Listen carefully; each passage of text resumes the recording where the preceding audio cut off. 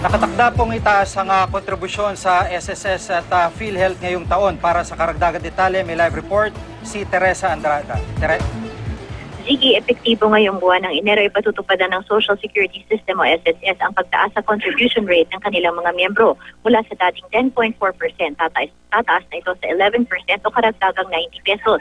Kaya ng dati, employer pa rin ang sasagot sa 70% habang empleyado ang aako sa 30%. Kung ang empleyado ay sumisweldo ng 15,000 pesos kada buwan, sa lumang contribution rate, nasa kabuuang 1,560 ang kaltas kada buwan.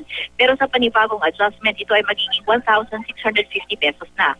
Taong 2007 pa huli nagtaas ng contribution rate ng SSS, kaya napapanahon na raw ito para mapahaba ang buhay ng pondo ng ahensya hanggang 70 taon mula sa 35 years. Kaakibat raw ng increase ang pagtaas rin sa mga benepisyo dahil itinaas na sa 16,000 mula 15,000 ang maximum salary credit.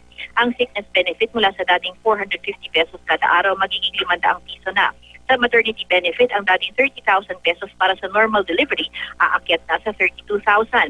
Kung cesarean delivery ang dating 32,000, magiging 38,400 na.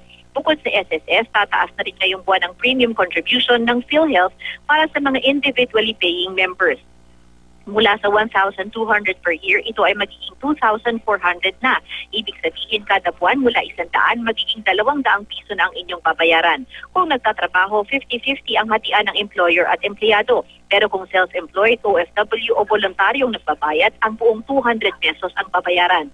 Taong 2011 pa dapat ipatupad ng PhilHealth ang increase, pero sinalubong raw ito ng pagkontra ng ilang sektor. Kaya paunti-unti raw nila ipinatupad ang adjustment. Ayon naman sa palasyo, pinag-aralan namang mabuti ang kambal na pagtaas na ito at kaakibat raw kasi ito ng pagpapabuti ng mga benepisyo. Sige?